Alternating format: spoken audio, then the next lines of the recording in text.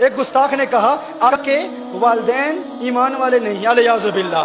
ہاں میں نے کہا دلیل دو، میں نے کہا دلیل دو. دلیل دی، عقل کے اندھوں نے دلیل دی. کہا دیکھو نبی کریم صلی اللہ علیہ وسلم مقام ابوا میں آئے، میرے آقا صلی اللہ علیہ وآلہ وسلم نے اللہ سے اجازت مانگی کہ اللہ مجھے اجازت دے اپنی ماں کی قبر پر جاؤں، تو اللہ نے اجازت دے دی. آقا نے دعائے مغفرت کی، دعائے مغفرت کرنا چاہیے، اللہ نے منع کر دیا. کہا محبوب ماں کے لیے دعائے مغفرت نہ کرنا، تو یہ دلیل ہے چونکہ اللہ نے منع کیا. کہا حدیث صحیح ہے، میں نے کہا صحیح ہے. کہا اللہ نے منع کیا کہ نہیں، میں نے کہا منع کیا. کہا جب اللہ نے منع کیا کہ ماں کے لیے دعائے مغفرت نہ کرو، تو پتہ چلا دعائے مغفرت نہ کرنا اور دعائے مغفرت کی اجازت نہ دینا اس بات کی دلیل ہے وہ ایمان والی نہیں تھی. میں نے کہا ایمان والی نہیں تھی، نام کیا ہے؟ آمنہ ہے. ارے آمنہ تو ہوتی ہی ایمان والی ہے. آمنہ نام ہے اور ایمان والی نہیں ہے. ہاں آمنہ نام ہے، آمنہ نام ہے. میں نے کہا بتاؤ. اب میں اس کی گرامیٹیکل ریزنز پر بات نہیں کرتا. میں نے کہا تم دلیل دیتے ہو کہ صحیح دلیل ہے، صحیح حدیث ہے کہ اللہ نے اجازت نہیں دی. میں نے کہا قرآن میں اللہ ارشاد فرماتا ہے لا تقم علی قبرہ. اللہ قرآن میں فرماتا ہے غیر مسلموں کی قبر پر جانا منع ہے، حرام ہے، ناجائز ہے.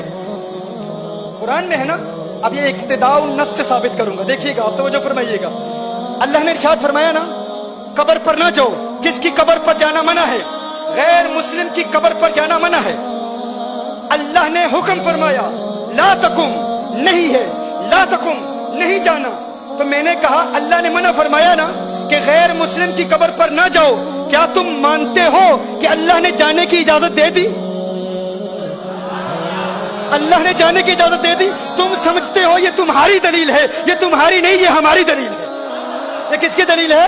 یہ ہماری دلیل ہے. انہوں نے کہا کہ اللہ نے دعائے مغفرت کی اجازت نہیں دی.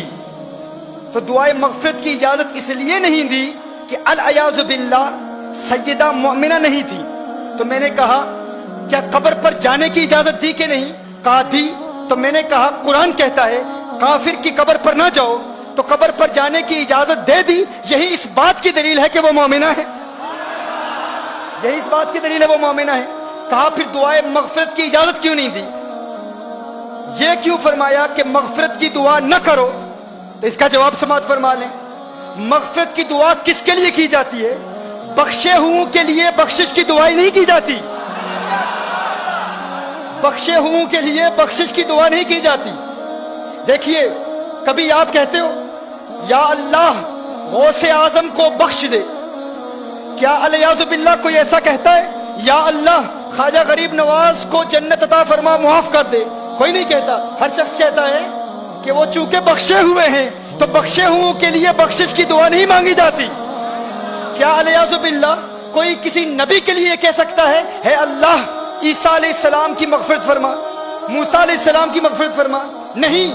قانون کیا ہے؟ بخشے ہوں کے لیے بخشش کی دعا نہیں کی جاتی. دیکھیے جب آپ نماز جنازہ پڑھتے ہیں بالغ کے لیے کیا دعا پڑھتے ہیں؟ اللہم اغفر لحینا ومیتنا، دعائے مغفرت کرتے ہیں نا. لیکن نابالغ کے لیے کیا دعا ہے؟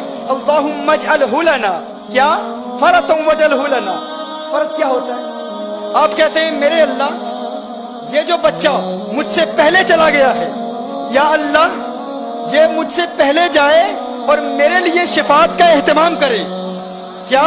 چونکہ بچہ بخشا ہوا ہے تو بخشے ہوئے کے لیے بخشش کی دعا نہیں کی جاتی. بخشے ہوئے کے لیے کہا جاتا ہے یا اللہ یہ مجھ سے پہلے جا رہا ہے، آخرت میں میرے لیے شفاعت کا اہتمام کرے، میری بخشش کا وسیلہ بنے. تو کہا تم کہتے ہو کہ حضور نے اپنی ماں کے لیے مغفرت کی دعا نہیں مانگی، اللہ نے اجازت نہیں دی. ارے اس بات پر غور کرو، مغفرت کی دعا اس کے لیے مانگی جاتی ہے جس کے لیے مغفرت نہ ہونے کا امکان ہو. ارے وہ تو پہلے سے ہی بخشی ہوئی ہے، ان کے لیے یہ دعا نہیں کی جاتی کہ ماں کے لیے مغفرت کی دعا مانگو. میں کہتا ہوں یونس علیہ السلام ایک مچھلی کے پیٹ میں رہے، اس مچھلی کے پیٹ میں رہنے کی وجہ سے یونس علیہ السلام کو اتنا بلند و بالا اور اعلیٰ مقام ملا. تو گویا کہ اللہ ارشاد فرما رہا ہے جس مچھلی میں ایک نبی رہے اس کو وہ مقام ملتا ہے. ارے جس ماں کی پیٹ میں آمنہ کا لال ہے وہ ماں مغفرت کی محتاج نہیں ہوتی،